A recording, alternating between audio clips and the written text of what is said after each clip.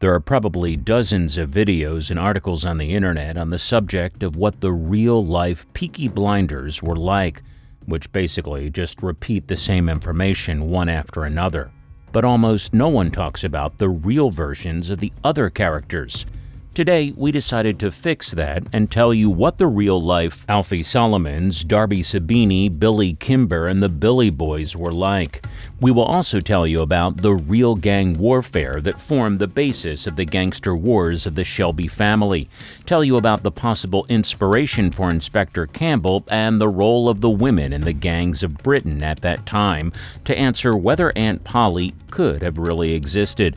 And if I've piqued your interest, then meet the real-life underworld of the TV series Peaky Blinders on the other side of the law. Before we begin, I'd like to give a little disclaimer. Yes, I know that most of you have heard more than once about the real story of the Peaky Blinders gang, and you open this video to hear about other gangs from the series, but for a more complete and chronologically correct story, I have to start with an account about the real Peaky Blinders. The Shelby gang did not exist in reality, as by and large there was no centrally controlled gang that could be called its prototype. The Peaky Blinders in Birmingham history are more of a scattered phenomenon than specific individuals. Let us try to explain it to you. On June 20, 1874, an interesting article appeared in the Leeds Mercury newspaper. It said that there was a new amusement in Birmingham. Amusement is what the author of the article called fights, which broke out from time to time along young inhabitants of the Birmingham slums.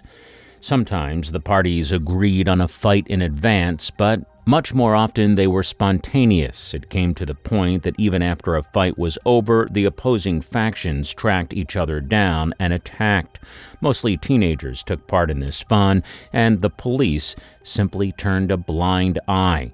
Even earlier, in 1872, the Birmingham Daily Post published a short article describing a brawl in what was then the city's outskirts in a neighborhood called Cheapside. According to the reporter, a crowd of 400 people had gathered there on a Sunday evening. They broke several windows and then went to the center of the town on Hill Street, where they hurled bricks and stones at the windows of the shops and stores.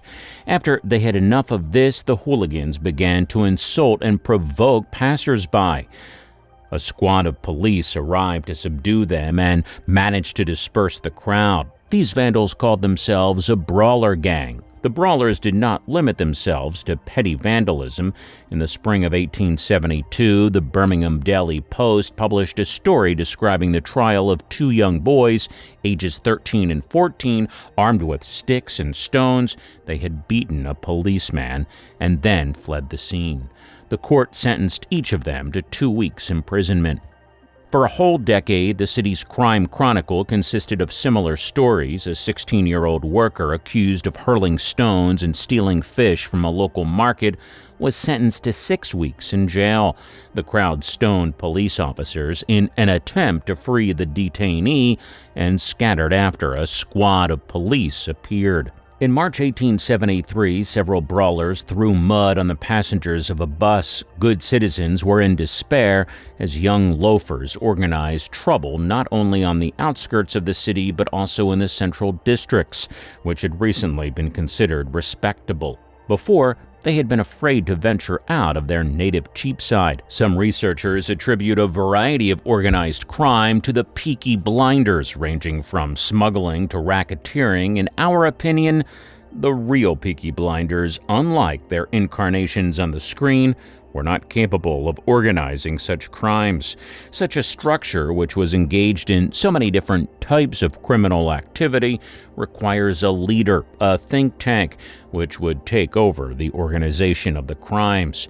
However, there was never a single leader for the various groups of militant youth calling themselves the Peaky Blinders. Researchers studying the history of 19th century Birmingham have tried to attribute leadership to a man named Thomas Mucklow. It has been claimed that he lived in the Small Heath neighborhood and gathered a company of young men around him. This is not true. Thomas Mucklow's name appears only once in Birmingham newspapers of the period in connection with the following incident. On March 23, 1890, Thomas Mucklow was drinking alcohol in the Rainbow Pub with two of his pals. In the same pub came a man named George Eastwood, and a verbal altercation ensued between the two men. Hours later, as Eastwood was walking home, he was attacked by the Mucklow and his buddies, who beat him up. Eastwood was able to escape, but because of his injuries, he had to stay in the hospital for several weeks. The police investigation led them to Thomas Mucklow, a 26-year-old cabbie from Adderley Heath. Despite neighbors who unanimously claimed his innocence, Mucklow was sentenced to 9 months of community service. A few weeks after the attack on Eastwood came a letter to the editor of the London Daily News in which the author claimed that the attack was the work of the Peaky Blinders gang of Small Heath. A similar letter went to the editors of 2 newspapers in Scotland and Edinburgh and Aberdeen. Who the author of these letters is unknown.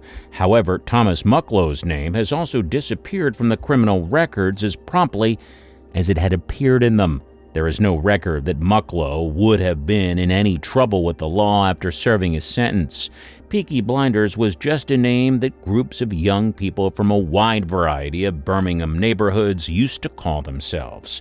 In fact, it was one of the local terms used to refer to absolutely all young amateur troublemakers.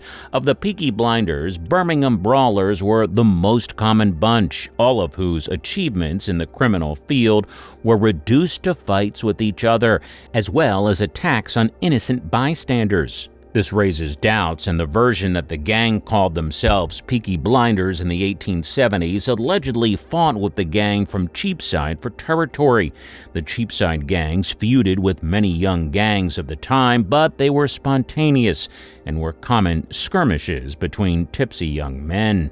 The best answer to the question of one's gang affiliation was given by one Scottish lad. In 1906 in Glasgow, Scotland, the police arrested one of these participants of an ordinary street scuffle. The constable spent an hour trying to get the arrested boy to confess that he was a gang member. However, he did not understand what they wanted from him. He answered all the questions as follows: "I don't know what you're talking about. I live on Hope Street, and anyone who lives in that neighborhood is considered a gang member." Things were about the same in Birmingham. Now, speaking of blades and caps, which have been dubbed pointy visors, in the second episode of the first season, the Shelby brothers used these caps during a fight with Lee's gang. In their hands, the caps turn into dangerous edged weapons, but in reality, this situation could hardly have happened. One Birmingham old-timer recalled that at one time such a fashion was indeed real. The visor of the cap was cut open, in which he inserted coins, blades, and small pieces of metal. Then the visor was sewn back. However, there is no evidence of the use of such caps in fights. They were worn as a fashion statement. The caps themselves were sewn from soft fabrics, which excluded the possibility of serious injury to the enemy. We must admit that the use of caps with stitched blades in fights is fiction, albeit very effective looking on the screen. Much more commonly used in fights were dangerous razors. These razors were quite large and could not be sewn into the visors of caps, so they were held by the handle. Clubs were also used in fights. They were short and weighty, reminiscent of those used by police officers. In skillful hands, such a club was a formidable weapon. In the summer of 1895, a Manchester newspaper published a story about the arrest of 2 Birmingham hooligans for beating up a member of an enemy gang. The assailants wielded not only clubs, but also a poker. Such weapons were far more effective than the mythical cap with blades sewn in. What did young Birmingham men do besides fighting? They made a living in every way they could, and the best of these was going to the racecourse. Horse racing was one of the most popular pastimes in England at that time. The names of the jockeys and the names of their horses were known to common people much better than the names of politicians, workers and aristocrats. Soldiers and commanders, writers and members of the royal family enjoyed visiting racetracks. The circulation of sports newspapers reached millions, and in each paper you could find a whole section devoted to the upcoming races. Besides, the track was the only place where it was absolutely legal to place a bet and try one's luck. Lack of security, carelessness of spectators, huge crowds in which, if desired, you could easily disappear. All these factors led to the fact that for several decades, race courses became some of the most dangerous places in England. Gangs from other major cities like Liverpool, Sheffield, and Nottingham also plagued the racecourses, but it was the hooligans from Birmingham who decided to go beyond local racing. The biggest score could be made at races held in and around London.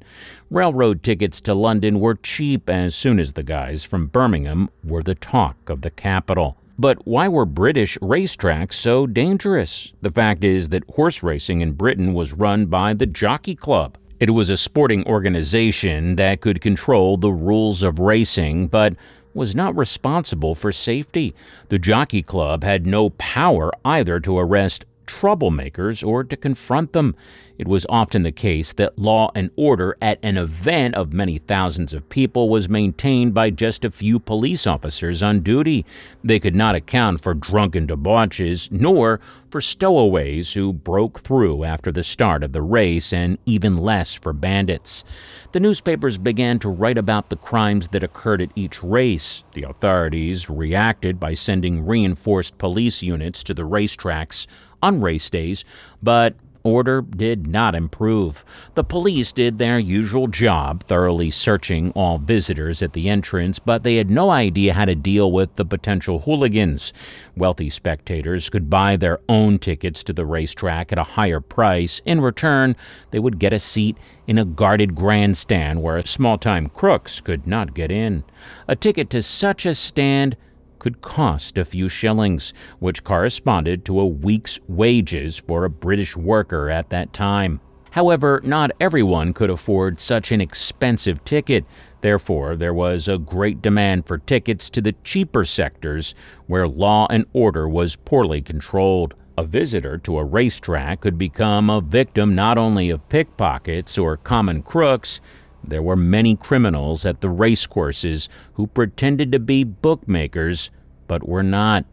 They called themselves Welshers. A British newspaper of the time wrote that they got their name after one David Welch, one of the first bookmakers who was rumored to have never paid off his customers. The Welshers never acted alone. One of them would take bets from spectators and collect the money, and between races would pass it on to his accomplice, who would leave the racetrack. When the money was demanded from him after the race, the Welsher claimed that the accuser was mistaken and had probably placed the bet with another bookmaker. In the event that a scuffle broke out, he was always helped by his accomplices, who either started a fight with the players or started beating the Welsher themselves. Of course, this beating was staged. Welshers practiced another, more sophisticated method of fraud. All large bets were usually written down in a special notebook. The Welsher accepted the bet who wrote it down on the wrong horse. If that horse lost, no one would apply for the winnings, but if it came to the finish line first, the player who applied for the winnings was shown the notebook entry claiming that he had bet on the wrong horse. Of course, there were always alleged witnesses ready to confirm that the player had originally bet on the wrong horse. How could one figure out which bookmaker could be trusted and which could not? It was virtually impossible to do so. Many reputable bookmakers carried notebooks with their name embossed on the cover. The Welshers had similar notebooks, and honest bookmakers had to put up with this state of affairs. In addition, very often they became the victims of attacks from Welshers' cronies. The impudence and impunity of the latter reached the point that such attacks began to occur not only outside the racetracks, but also on the territory in the middle of races. In an attempt to somehow defend themselves, bookmakers began to hire former professional boxers. The former fighter had to simply stand next to the bookmaker during races, and after their completion, escorted him to the railroad station. However, such a measure turned the gamblers against them. Not understanding the situation, many newspapers rushed to write articles saying that bookmakers had acquired escorts not so much for protection from bandits, but in order to deal with cheated bettors. One Birmingham newspaper wrote that such a ghastly gathering as the bookmakers' entourage could not be found day or night. Of course, there was no way the boys from Birmingham could miss such fun thanks to the cheapness of railroad tickets. They were frequent guests at the racecourses in the south of England, and soon they became the talk of the country. One day, the guests from Birmingham, together with their allies from Leeds, arrived in the town of Scarborough, where another race was to be held. Their arrival at the station caused such a commotion that the local police detained everyone before the race even started, and then put them on the next train to Birmingham. The Birmingham crew remembered the insult and a year later staged serious mayhem at the same races. A crowd of hooligans climbed over the fence separating the stands and the field for the race, and then began to take away the spectators' jewelry and money. For 10 minutes, they robbed visitors to the racecourse and took the proceeds from local bookmakers. The few police officers on duty at the racecourse were unable to do anything, and the reinforcements they had called arrived when the broomies were already gone. The racecourse was 3 miles from the city. The police went from the racecourse to the train station hoping to apprehend the criminals there, but they were not at the station. A telegram flew from Scarborough to Birmingham demanding that the criminals be detained when they returned home by train. The Birmingham police reinforced their posts at the local station, but it was in vain. The Birmingham boys did not return home that day.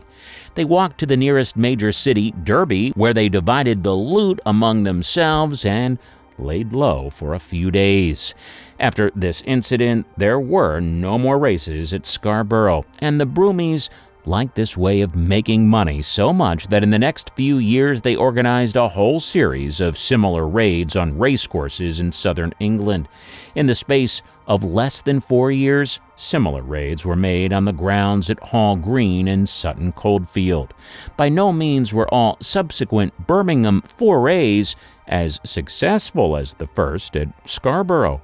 The broomies changed tactics and no longer gathered large crowds for raids. Most often, they worked in groups of 6 or 7 men who would split up in case of danger. They also robbed in a simple way. They surrounded the intended victim, tripped them, and then, helping them up from the ground, snatched their jewelry and purses or wallets. Among the guys from Birmingham were a lot of card swindlers on the way to the racetracks. They often played cards with gullible fellow travelers and robbed them to their last. The racecourses of those years were a veritable field for all sorts of crooks and criminals. That is why the desire of Thomas Shelby and the series to settle on them was so strong. One of the main antagonists of the show is Billy Kimber. In the series, he houses all the bookies at the biggest racecourses in southern England. Charlie Creed Miles convincingly embodied on screen the image of an irritable leader who has outbursts of aggression when he does not get what he wants. However, how much of this image corresponds to reality? Billy Kimber was born in Birmingham in 1882. His father was a copper foundry worker and his mother worked as a laundress. Despite the fact that Billy grew up in a complete family, his childhood was not easy. Billy had 5 other brothers and sisters, so his parents had to work from dawn to dusk to feed them. The same future awaited their children. Suffice it to say that Billy Kimber's youngest sister went to work as a seamstress when she was only 9 years old. Kimber's life mentor was the street. Nowadays, doctors would diagnose little Billy with attention deficit disorder. In the late 19th century, no such diagnosis existed, so Billy's friends simply called him rambunctious. At the age of 19, Kimber had his first run-in with the law. He first went to prison in Winson Green for a couple weeks for being involved in a scuffle, and a few days after his release got into a fight with two policemen. During that fight, he split the lip of one of the officers, so this time the punishment was harsher. Kimber was sentenced to 2 months of hard labor. However, in the few weeks that Kimber spent in the Winson Green prison, he made some useful acquaintances. In his cell, he met a Londoner named George Sage. It was Sage who showed young Kimber the prospects that racetracks promised, if you approached them the right way. George Sage was a good boxer, and he was also the head of a small gang in South London. Sage also introduced Kimber to a friend of his, Wag MacDonald, and if the young Kimber at that time was just a pawn on the Underworld chessboard, then Wag was a power piece. Some researchers have described him as a powerful gang leader from South London who had most of the West End under his control. This gang was more like a family enterprise. There was a room for all the many brothers and nephews of Wag himself. MacDonald made money out of just about everything. He housed one of the first nightclubs in South London. He paid tribute to several illegal bookmakers. Wag and his brothers could often be seen at the racetracks. There, he worked as a bodyguard for honest bookmakers, protecting them from the intrigues of competitors, while his brothers were picking the pockets of the wider public. Wag liked Kimber's unwavering nature, so they quickly became close friends. To be closer to MacDonald, Kimber decided to move from Birmingham to London. There, Wag began to slowly pull his young friend closer to the real deal. This may have been something to do with the fact that Wag didn't see a man among his brothers that he could rely on. He understood that their ceiling was picking other people's pockets during a race, but nothing more. Wag was able to see something in Kimber that he couldn't in the others. Kimber soon became Wag MacDonald's right-hand man. It was known that in the summer of 1910, Kimber, along with the MacDonald brothers, was involved in a clash with another gang from northeast London. With the boys from King's Cross, the area where the world-famous train station of the same name is located. Not all individuals who found a place on the other side of the law have been honored with a book written about them. A book has been written about Wag MacDonald, which belongs to the pen of his nephew. Brian MacDonald wrote that by the early 10th century. Billy Kimber had become so well established in London that he controlled several of the major racehorses, pulling in the boys from Birmingham. Since he enjoyed the greatest influence, it was he the race organizers approached with a tempting offer. It was simple. Kimber and his cronies could collect tribute from whomever they wanted at the racetracks, provided they kept order and did not allow the honorable public to be robbed by some out-of-town hick. The race organizers and the jockey club were so tired of the accusations against them that they agreed to choose the lesser of two evils. Kimber responded to this proposal by agreeing. All the strongest gangs in London were in his pocket. The East London boys were led by the MacDonald brothers, and the Camden gang was led by none other than George Sage, the same George who had once introduced a young Billy to Wag MacDonald. In fact, it was an alliance of three gangs with three equal leaders, who together were a very formidable force in the London crime world. Kimber had some truly brilliant prospects ahead of him. However, the First World War broke out and all horse racing in the country, with the exception of the July races at Newmarket, were discontinued. Kimber, the MacDonald family, and Sage lost their income overnight.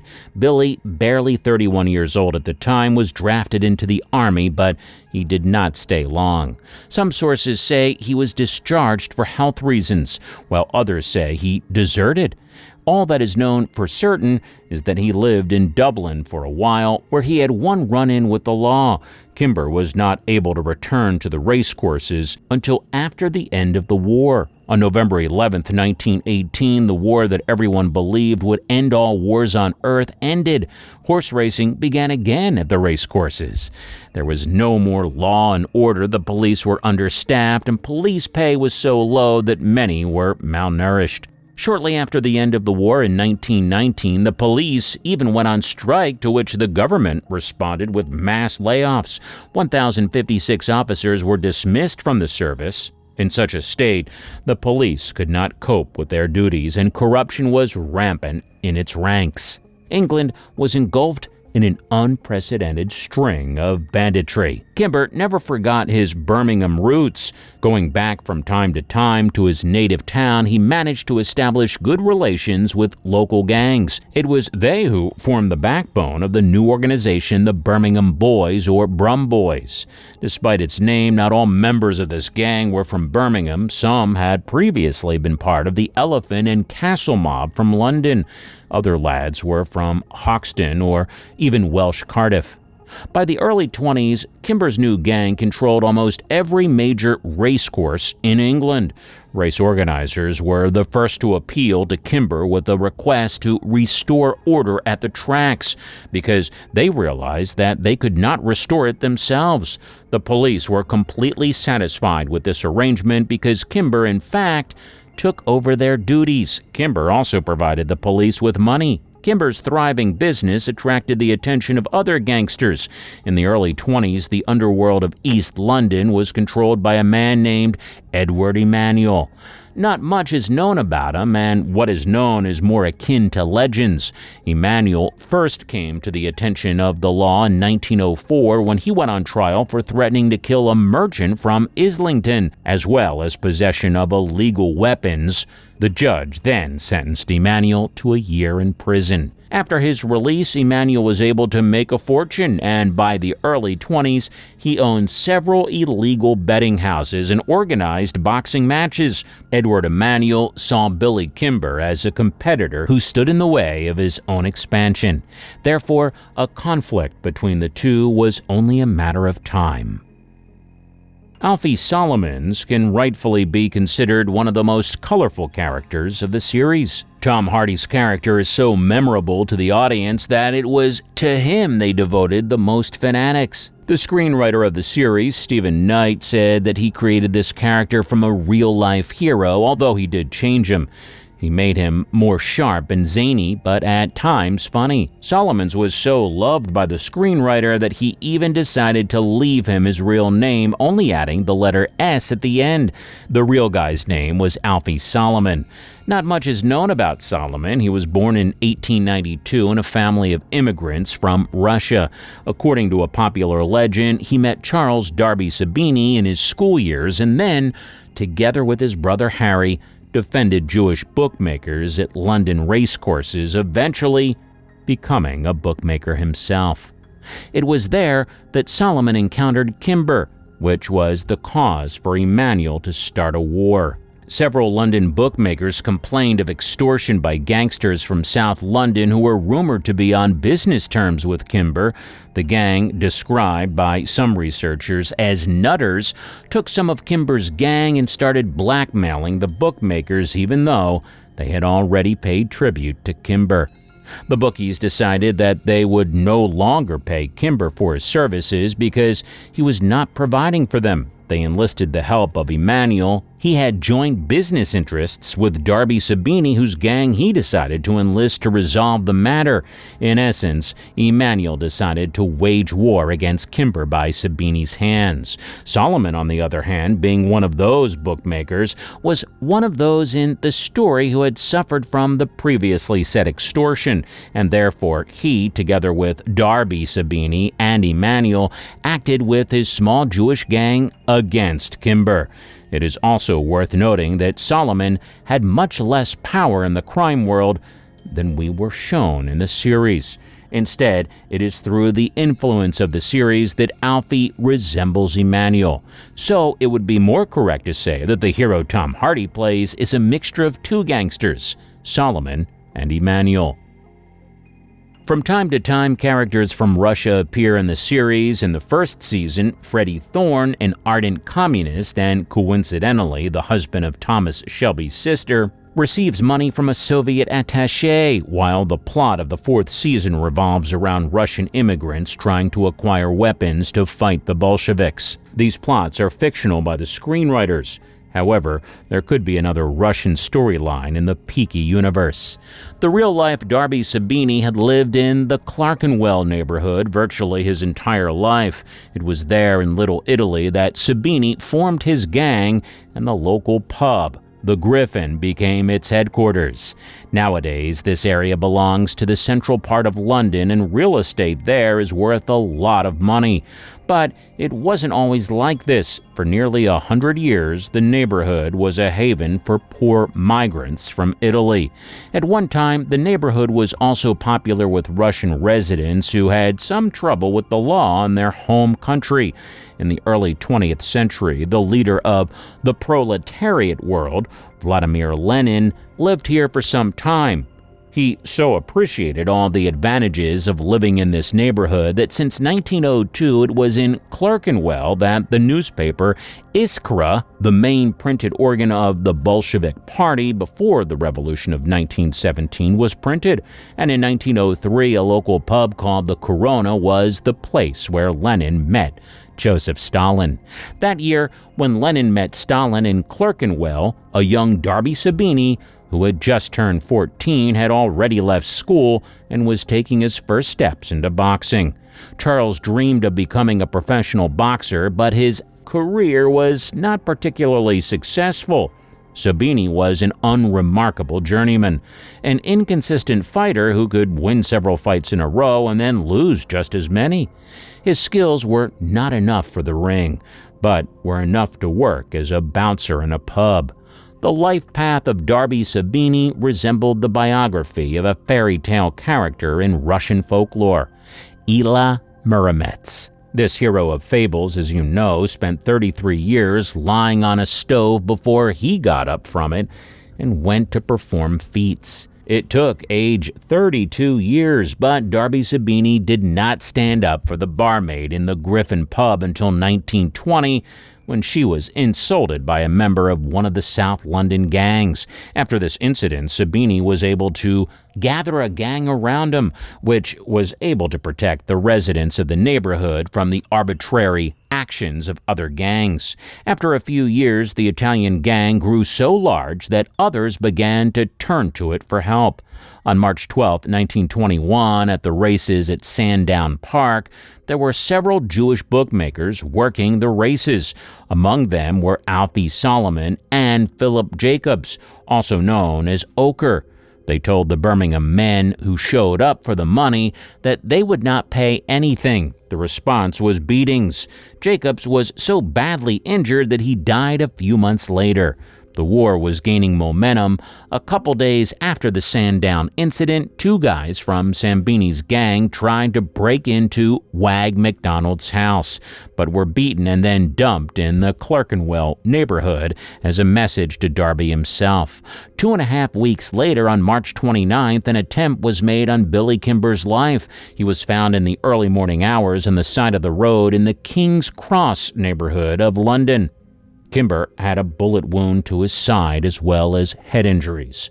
He was quickly rushed to the hospital where doctors were able to determine that the bullet had gone all the way through. The shooter turned out to be Alfie Solomons. It was rumored that Darby Sabini had sent him to Wag's house in King's Cross to negotiate a possible truce. However, when he arrived for these negotiations, there was an altercation between him and Kimber. Kimber had a personal grudge against Alfie. The argument quickly escalated into a fight during which Alfie shot Kimber and then took advantage of the commotion to escape. Alfie could well have ended up behind bars, but he went to the police station and claimed that he had shot Kimber accidentally. The victim had already been released from hospital and said he had no claims against the shooter. Solomon was charged with negligent injury and the case was dismissed a month later. But Kimber decided to get revenge on Sabini. On April 4th, the Birmingham men rioted at a horse race at Alexander Park. All day long, skirmishes broke out between the Broomies and Sabini's boys. in various corners of the racetrack. Reporters' account of the day resembled frontline reports. Both sides used not only fists, but also knives, clubs, and even pistols. At least one person was shot. The gangsters broke apart only at dusk. The atmosphere at the racetracks became considerably heated. Everyone was waiting to see what Sabini's next move would be. To give him credit, he did not deceive expectations. On June 2, 1921, occurred a truly unique case, which went down in British history under the name of the Epsom Road Battle. On the morning of that day, shortly before the start of the races at the racecourse of the same name, Darby Sabini was talking with familiar bookmakers. Their conversation was interrupted by one of Sabini's underlings, Big Tex. Despite the early hour, Tex was quite drunk. He approached Darby and stated that he urgently needed money. Darby apologized to the two men and replied to Tex that he would definitely pay him back, but only after a while, since he did not have the full amount on hand right then. Tex began to demand the money owed to him more insistently. He even allowed a familiarity that he never had before. He put his hand on the Italian's shoulder.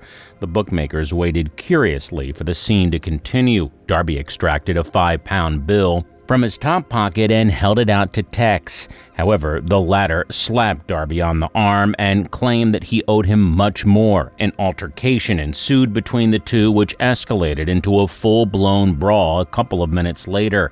Armed with a knife, Tex attacked Sabini, but the former boxer was not easily caught off guard. Sabini beat Tex right in front of surprised witnesses. He then took another 25 pounds out of his pocket and, with the words, "I always pay my bills," shoved them into Tex's jacket pocket. Rumors of the incident instantly spread throughout the racetrack. Public opinion was divided into two. Some believed that Sabini was right in the situation but overdid it, while others expressed sympathy for Tex.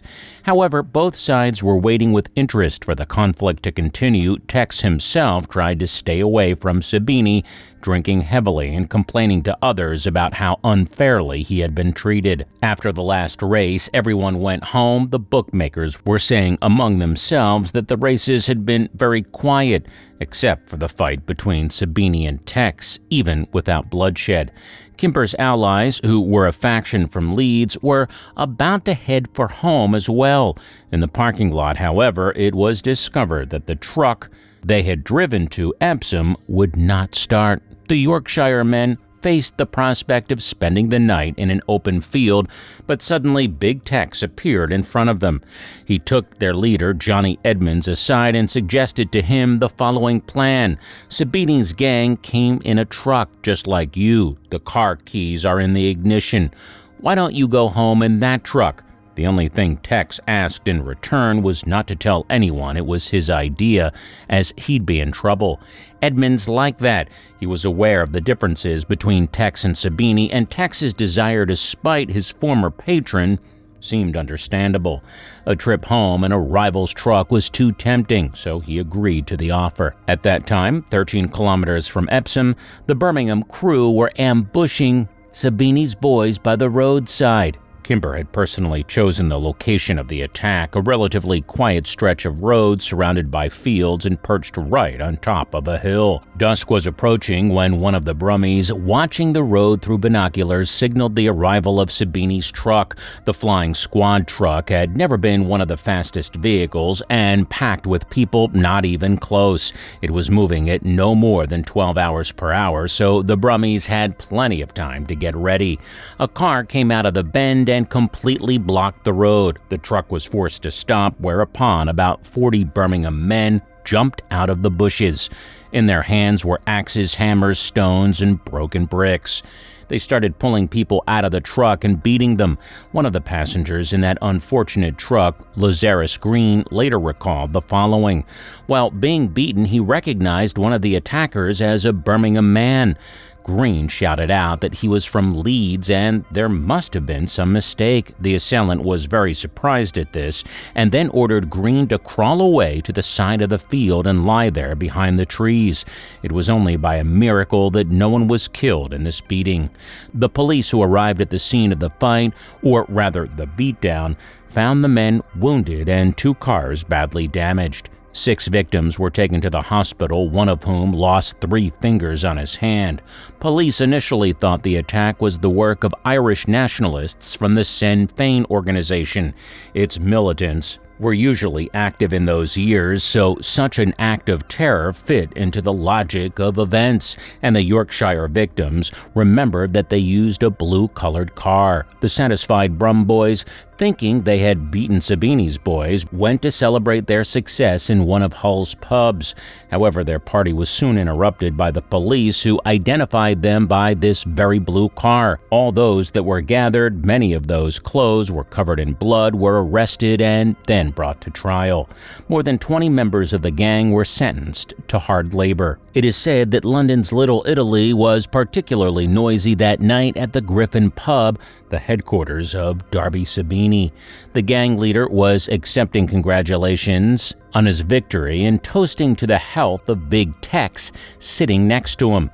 The fight between him and Sabini at the racetrack turned out to be a realized spectacle. Kimber, as we have said, was determined to brutalize his opponent. Knowing the route Sabini's gang would take in their truck from the racetrack back home to Clerkenwell, he planned to ambush them there, round up the boys, somehow force the Italian truck to stop, and then beat up everyone inside.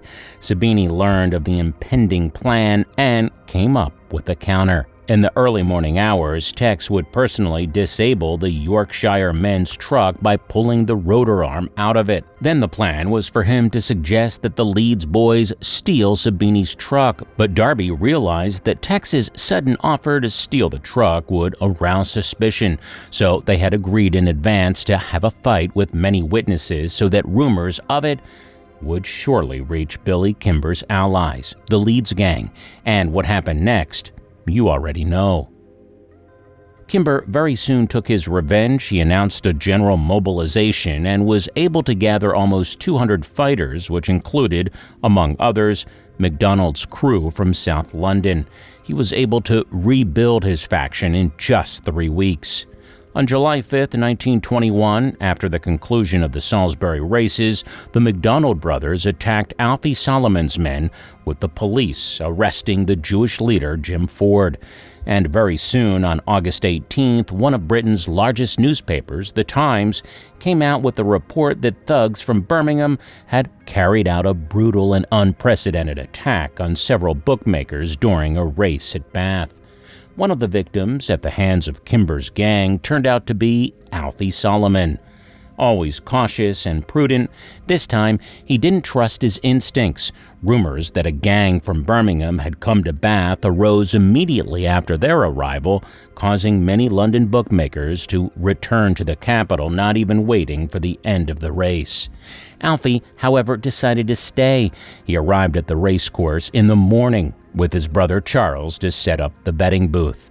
As soon as the preparations were completed, Alfie and his brother were attacked by a group of armed men. According to eyewitness accounts, Solomon lost consciousness from the blows, after which they continued to kick him as he lay there. Alfie miraculously survived with only a few broken bones. The Birmingham men did not stop at beating the hated Solomon. The tents of all the bookmakers who worked for Sabini were looted. A crowd of Brummies even tried to break into the field, but the police were able to force them off of the racecourse. Revenge on Sabini's part did not take long. The day after the riots in Bath, the Italians attacked one of the bookmakers who cooperated with Kimber in broad daylight. They tried to drag him out of his car, but mounted police arrived just in time. Edward Emanuel didn't waste any time either, taking advantage of the hype in the press, which tastefully described all the atrocities committed at the racetracks and in their vicinity. He created the Bookmakers Protection Association.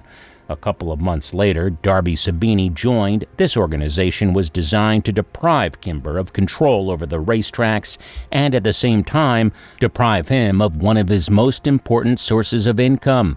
This association, with the approval of the Jockey Club, began to print lists of race participants and bookmakers' tickets. These tickets had previously been sold at inflated prices by Kimber. By this point, both sides of the conflict were in a stalemate. Kimber's group had weakened considerably after the recent battles. Sabini's men realized that they could hold the racetracks in southern England in their hands, but they did not have the strength to take over the racecourses in the west of England. The only way out of the situation was negotiation and a long-awaited peace. Kimber and Sabini divided the map of England in half. Racecourses in the north of England, the Midlands, and the West Country went to the Brumboys, and the south and east to Emmanuel and Sabini. Kimber's London partners, that is, the MacDonald brothers and George Sage, were unhappy with the situation as their income fell. 6 months after the armistice, without Kimber's involvement, they themselves declared a new war on Emmanuel and Sabini's men. It was a war fought exclusively in London. The Birmingham boys had little or nothing to do with it. Things were not going well for Sabini either. He did not like the fact that Emmanuel, as a result of the war waged by Sabini, was in charge of the new Bookmakers Protection Association. As one of the managers of this association, Sabini demanded an increase in his share. Emmanuel refused and then refused his services altogether. However, Darby by this time had more serious problems, a conflict with the gang of the Cortese brothers. The Cortese brothers, Augustus, Enrico, Paolo, and George, had been Sabini's allies for some time, but after his truce with Kimber, they felt left out. They tried to settle the matter peacefully and asked Sabini to compensate them in some way, but he refused. On November 20th, 1922, the parties met for a final settlement of relations at the Fratellanza pub. Sabini knew by then that the Corteses had teamed up with Alfie Solomons' crew. Alfie also wanted an increase in revenue. They could not agree on anything, and at one point Paul Cortese grabbed a cup of hot coffee and threw its contents in the face of Darby's brother, Harry Sabini. A fight broke out, and it turned out that the Corteses had shown up to the meeting with revolvers. Indiscriminate shooting ensued, during which Harry was wounded. A few days later, the Cortese brothers surrendered to the police. Enrico and Augustus were sentenced to 3 years in prison, but the confrontation did not end there. Billy Kimber was also slowly losing his influence. He finally moved to live in London, where he spent his time mainly in nightclubs. At this time, the shaky peace between Birmingham and London was beginning to crack at the seams again. The old arrangements were no longer being honored as carefully as they had been, and by 1925, everything was in place for a new war over the racecourses to ensue. Darby Sabini did not take an active part in it. In the Sabini camp, power had shifted to Darby's brother, Harry, who was trying to gain the upper hand in the war with the Cortese family.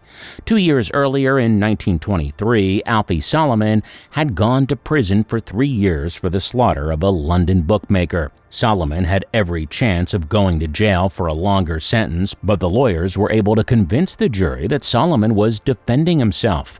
The first blow in the new war was struck by Harry Sabini. He sent letters to racetrack owners and bookmakers demanding more money for the new season and threatening to make them pay if they refused.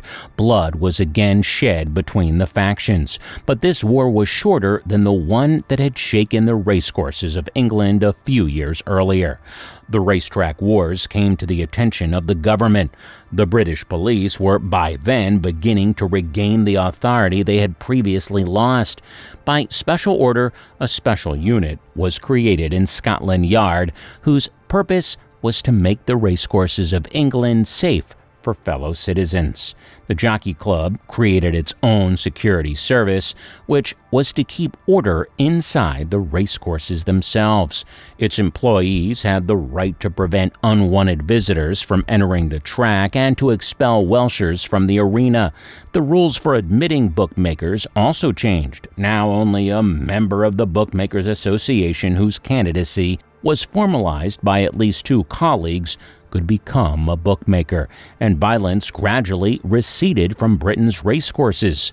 The last case, reminiscent of the good old days, occurred in the late 20s, when at the racecourse in Great Yarmouth, one of Alfie Solomons' inferiors stabbed him to death. Solomon himself had to answer to his subordinates' misconduct and was beaten once again, and for the last time in his life. Sabini and Kimber grew old and withdrew. Sabini realized his long-held dream and moved closer to the sea in Brighton, where he earned a living as a bookmaker and in his spare time tended to his garden. The last years of his life, however, were sad. With the outbreak of World War II and the entry of Italy into the alliance with Nazi Germany, Sabini was interned on the Isle of Man, where he had to spend 2 years at hard labor. The British authorities did not care about by the fact that Sabini was born and raised in England, owned property in London, hardly spoke Italian, and had never been to Italy in his life. They were settling old scores with him. Sabini was only able to return to England in 1944, shortly after his only son, Ottavio, who was fighting in the British Air Force, was killed in the skies over Egypt.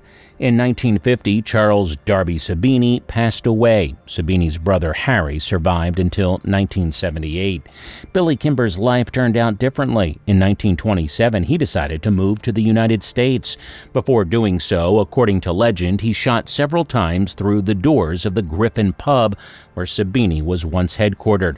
In the States, Kimber had trouble with the law, and after a couple of years returned to England, where he took up dog racing. After that, his tracks are lost. He was rumored to have taken bets on steeplechase races and died in 1945, leaving his 2 daughters from his second marriage a sizable fortune. Alfie Solomon remained in business the longest. He safely served in prison in the mid-20s and, after being released, engaged in his former bookmaker's trade. His income was no longer as large as in the old days, so in 1930, Solomon decided to take a risk. He didn't fake his death like in the TV series. Instead, he wrote a letter to the prosecutor's office complaining about the dangers threatening him from his opponents. The man, whose name had been one of the top names in the Racetrack wars a few years before, had become a victim. In return, Solomon offered his services as an informer. It turned out, however, that, as before, he was merely trying to take the heat from other people's hands. Solomon had interests in the dog racing business, and through a letter, he hoped to draw the attention of the law to a competitor. Nothing threatened him. The police, who thought Solomon was a scoundrel and whose enemies needed protection more than he did, ignored the letter. Judging by the fact that he died 25 years after the letter was sent in 1955, those policemen were right. One of the most vibrant characters in the series is actress Helen McCroy's character, Elizabeth, a.k.a. Polly Gray. The aunt of the Shelby brothers replaces their mother, runs the family's affairs, and has more authority than some of the men of the family. It is she who kills Inspector Campbell in cold blood in the Season 2 finale. But did a similar woman really exist, and could she claim such a power in the gang? It is known that in the ranks of many gangs, including the Billy Boys familiar to viewers of the series, consisted of girls. Newspapers in those years openly demonized them. According to journalists, it was girls that provoked most of the fights by flirting with guys from rival gangs. There was even such an opinion that the fairer sex were more attached to the gang itself rather than to any particular young man.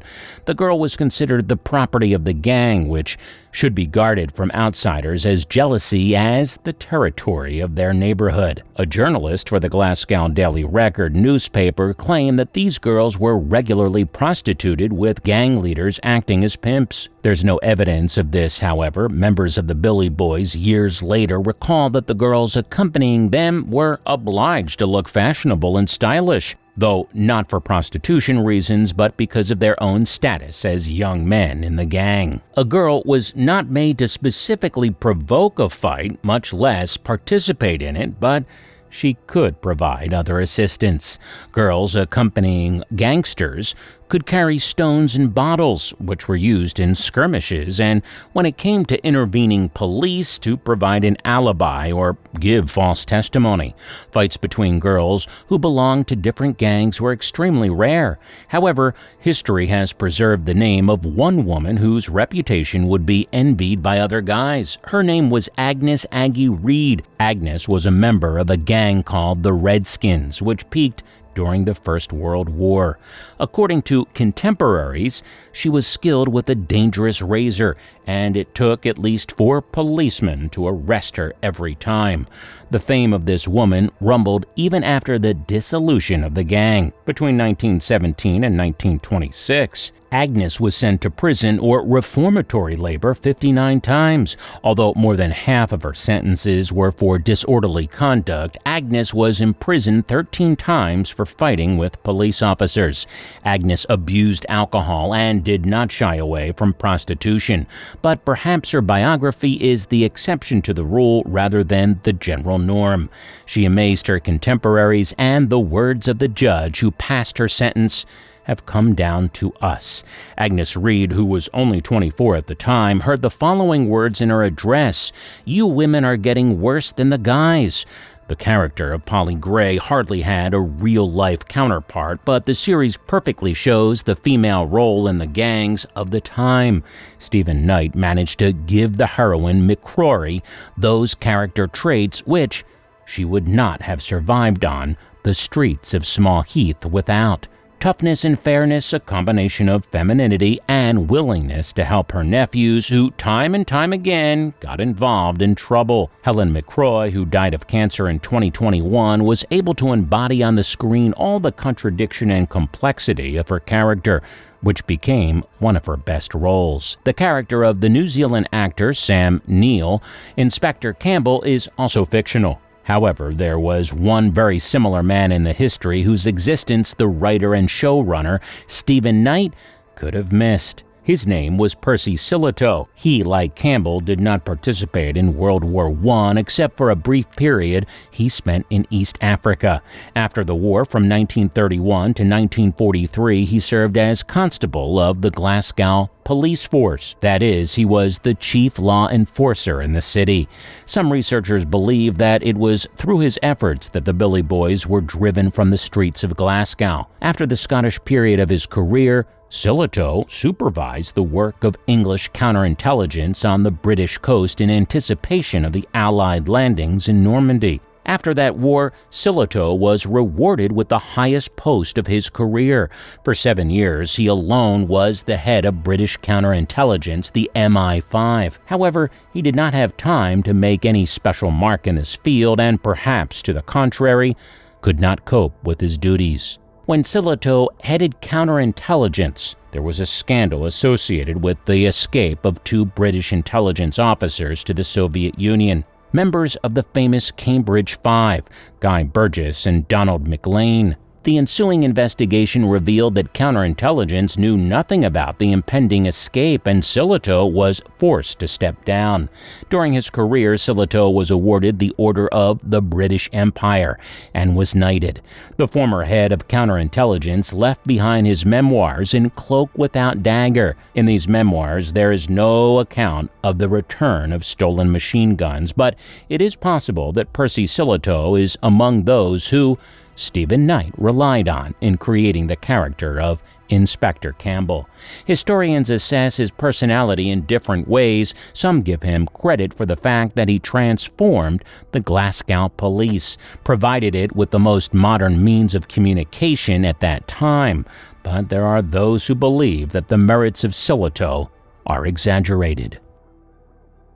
In the 5th season of the series, the first thing viewers see on screen are members of the group the Billy Boys.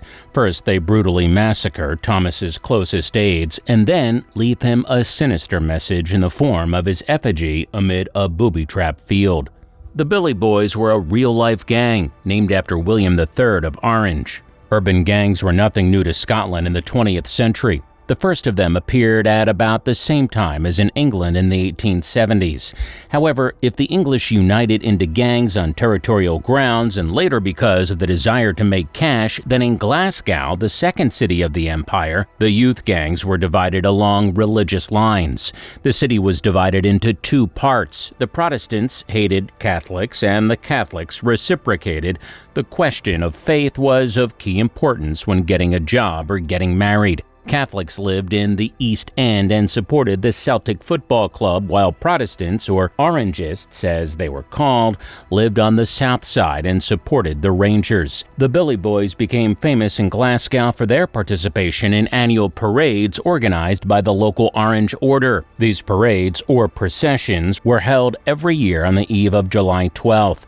The task of the Billy Boys was to ensure order as well as to protect the participants of peaceful marches from crowds to hostile Catholics. The route of the procession often passed through Catholic neighborhoods, which perceived the appearance of Protestants on their streets as nothing short of an insult. These Protestant processions were always held in huge crowds. In July 1927, some 40,000 people took part in the parade, the security of which was provided by some 200 Billy Boys. In addition to the big parade on July 12th, there were many parades on a smaller scale, but rarely any ended peacefully and without fights. Gradually, the Billy Boys switched from protecting peaceful parades to racketeering. Most of the gang members were unemployed, so they forced local shopkeepers to pay a monthly tribute. When a gang member was arrested, local businesses were also required to pay a small amount of money to defend him in court. The sums requested were usually small, so the shopkeepers paid them to avoid problems. The local police noticed this, but no one complained about the arrangement. The press considered the leaders of the Billy Boys to be Ellie Webb and John Ross, but the real leader was Billy Fullerton. It was reported that at the time, in the late 20s, the number of the group reached 400 fighters, which were divided into squads of 30 to 40 people. Each squad had its own general who was responsible for his men and was obliged, if necessary, to ensure their appearance at the next parade. All power, as we said earlier, was concentrated in the hands of one man, Billy Fullerton. He was born in 1906 in Glasgow. According to his own recollections, he had quite a happy childhood and loving parents who were eager to give Billy an education. Fullerton later often recounted that as a youngster he had shown great promise in soccer and was to have a promising athletic career. However, after one match in which he showed terrific skill, he got attacked by some Irish Catholics who broke both his legs. Billy had to forget about his big sports dreams. Also, Fullerton practiced boxing and at one time even appeared at lightweight. At the age of 14, he decided to quit school and follow in his father's footsteps to work at the local shipyard repairing steam boilers. His parents did not object, but Fullerton was disappointed at work. Having gone all the way from apprentice to employee, he was fired. To the management of the shipyard, it was more profitable to hire a new underage worker than to pay Billy full-time. It was hard to find work in Great Britain in those days, and the economy was in crisis, so Fullerton went to work in Canada. There, his work options weren't so thick either, so Billy was forced to return home, where he was able to find a part-time job at a movie theater. The work was not for the faint of heart. Movies at the time were very popular with unemployed young people who could not always afford to buy a ticket. One day, Billy helped the superintendent chase some kids out of the movie theater who had started a fight during the show. On his way home from work, Billy saw the group outside the door of his house. It turned out that they were members of a local gang and now wanted to get even with Billy for what happened at the theater. A fight broke out during which Billy was able to stand up for himself. Despite the fact that the attackers were in four, Fullerton was able to put them on the run and even chased one of them to the local police station near where he beat him up in front of the police. Word of this instantly spread through the neighborhood. A few days later, Fullerton was approached by several young boys who introduced themselves as Billy Boys. They said they had heard about the fight and suggested he join the ranks. Fullerton accepted. Gradually, he became an indispensable member of his collective. He showed himself in street fights, organized trips for the gang to see matches of their beloved Rangers, and then became responsible for fundraising. In addition to voluntary and compulsory collection of money from local shopkeepers, a significant part of the Billy Boys' income was the money paid by gang members themselves. The unemployed could pay 6 pence a week. Those who had a job paid a shilling each. £1 a week was paid by the local bookmakers. There were rumors in the local press that a kind of tribute to the Billy Boys was also paid by large businesses, but Fullerton never commented on such statements. He only told reporters that the names of some of the people who sent their money would have surprised them. The Billy Boys also offered their services to settle various disputes without the help of judges. Such a service, according to Fullerton himself, cost only £2 and was much cheaper than court fees. In the 1930s, the Billy Boys were at the height of their power. They were not just a criminal group with a charismatic leader at the head, but a real syndicate. The gang was run by a committee that even included secretaries and treasurers. There were 2 generations in the gang, the older and the younger one, which was called the Derry Boys. New recruits joined the ranks of the Derry Boys, where they could only move to the older Billy Boys after a probationary period and after providing their bravery. The youngest member of the Derry Boys was only 14 years old. Fullerton made no secret of the fact that from time to time the Billy Boys, in exchange for donations, provided their men to ensure order at various political gatherings. However, he also emphasized that in matters of politics he was guided solely by the call of his heart and patriotic duty, but in no way by the lust for profit. The Billy Boys printed and distributed leaflets with the slogans "Support King, Country, and Constitution" and "Protect Other Protestants," which also manifested itself in the constant disruption of leftist rallies and marches. The Billy Boys were particularly hard on the local communists, but the curious thing was that the Billy Boys' loyalty to the crown was at odds with the views of their fellow countrymen. At that time, in the political life of England, there was still a sharp struggle between the old Conservative Party, which protected the interests of the big tycoons and industrialists, and so, in fact, defended the Billy Boys, and the young Labour Party, which, on the contrary, defended the interests of the labor movement. After Labour was defeated in the 1931 parliamentary elections, the Billy Boys switched to other political parties. While remaining loyal to the crown, Fullerton's subordinates, however, acted as bodyguards for politicians of all sorts. The only thing that mattered was the amount of donations that those interested could pay into the Billy Boys' coffers. It is interesting that, conducting such diverse activities in the criminal field, Fullerton himself went to jail a countless number of times. All these sentences were not long, no more than 3 years in total, and fell on the time of his youth. Percy Sillitoe, one of the heads of the Glasgow police in those years, later wrote in his memoirs that Fullerton was never a criminal in the conventional sense of the word. In his opinion, Fullerton was more suited to the role of a warrior, a leader who gave the right to steal to others, preferring to remain in the shadows in those days. The Billy Boys came into the 1930s with full force. At the beginning of this decade, the demand for cheap whiskey and cigarettes multiplied in Glasgow. Fullerton's boys robbed stores and then sold the stolen goods among their shady sellers, those who never asked too many questions about their origins and were willing to pay an attractive price. Later, when Glasgow was experiencing a car boom, members of the group often stole motor vehicles. Expensive cars were then resold and cheap cars were used during robberies.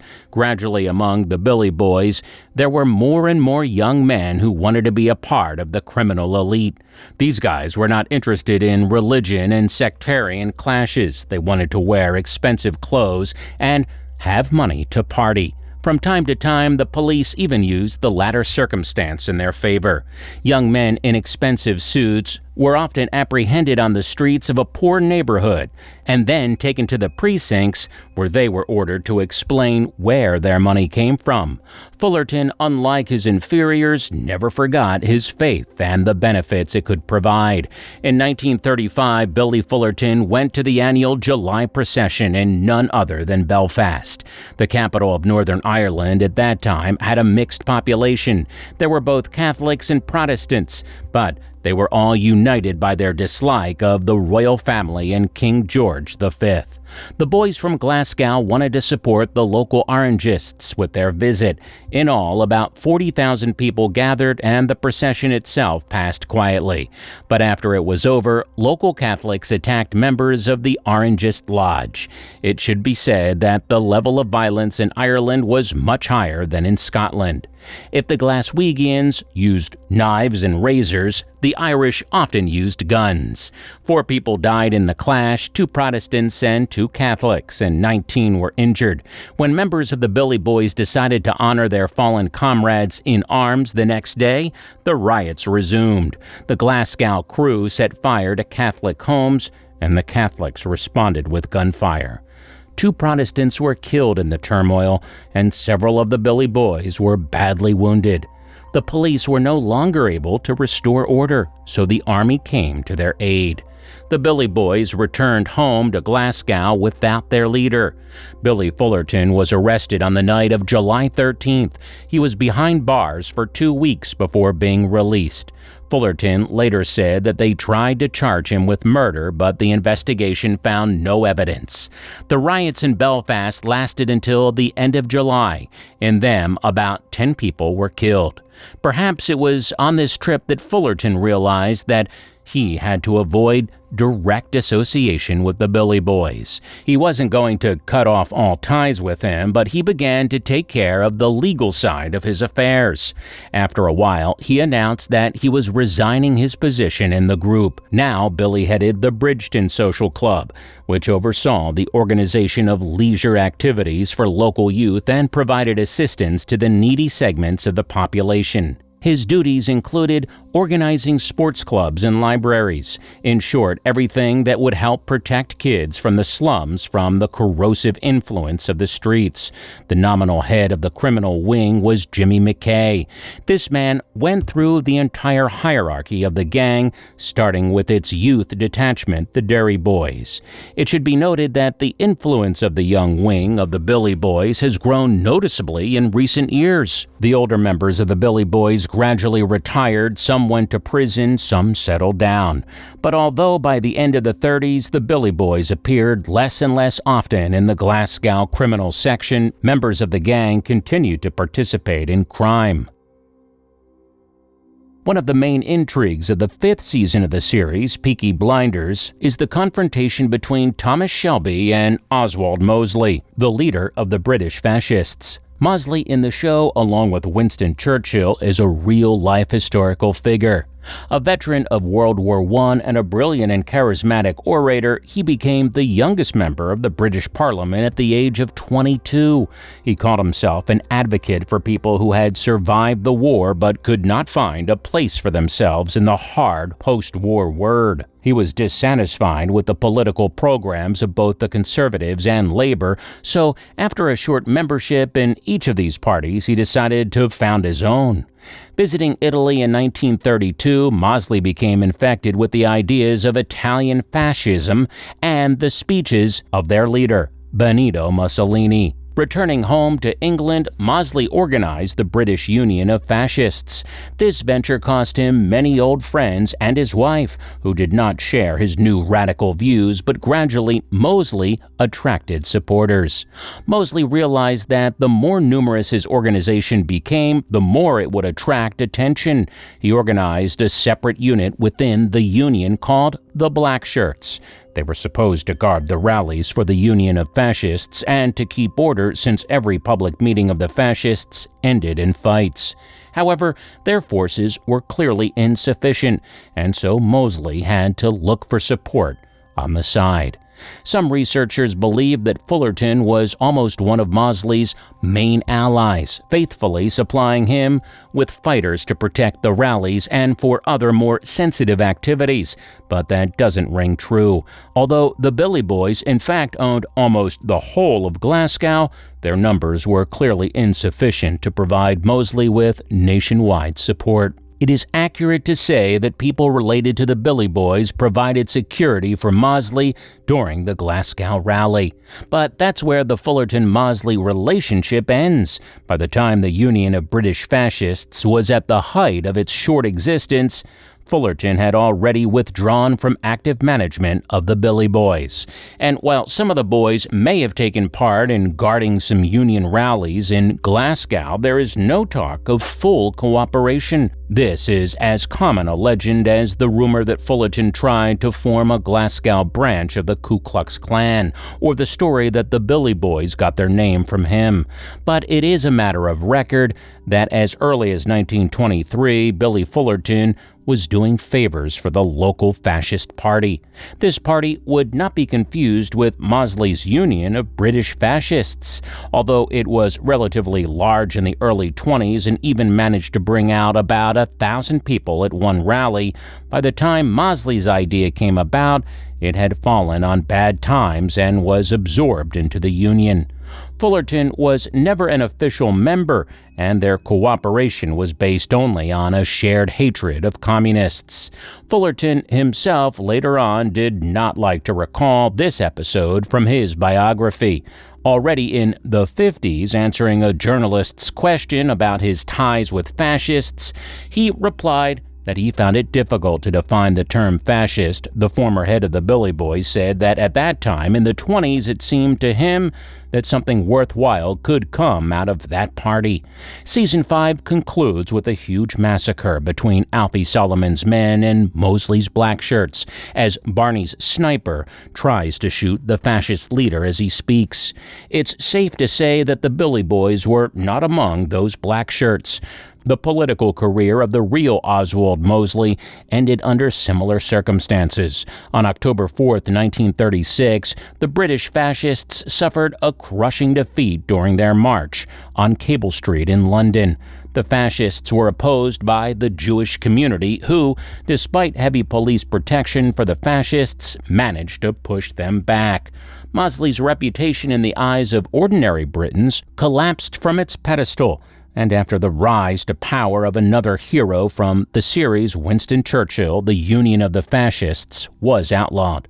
With the outbreak of World War II, the party's activities were banned and Mosley was imprisoned. After his release, he tried several times to revive his life's work, but was eventually forced to leave England. The leader of the British fascists died in voluntary exile in France when he was 84 years old. The Billy Boys themselves also gradually faded from the historical arena. Some attribute their decline to the activities of Percy Sillitoe, who headed the local police force from 1931 to 1943. Despite his contributions to the fight against organized crime, time itself did much more for Glasgow. Many gang members were conscripted into the armed forces during the Second World War. Few, if any, returned home alive and well. Glasgow was badly damaged by German bombing during the war, so many neighborhoods were demolished. New gangs appeared in the new neighborhoods. However, these had nothing to do with the Billy Boys. The former leader of the gang, Billy Fullerton, died in 1962 when he was 56 years old. His funeral was held in front of a huge crowd. In late 2023, news broke that the creators of the series had begun work on a sequel. They had already finished the script of a full-length movie, the action of which will take place during the Second World War. Since the release of the first season more than a decade ago, Cillian Murphy has won an Oscar, and other actors have managed to stand out in a number of landmark projects. There is no doubt that the movie will gather a lot of viewers.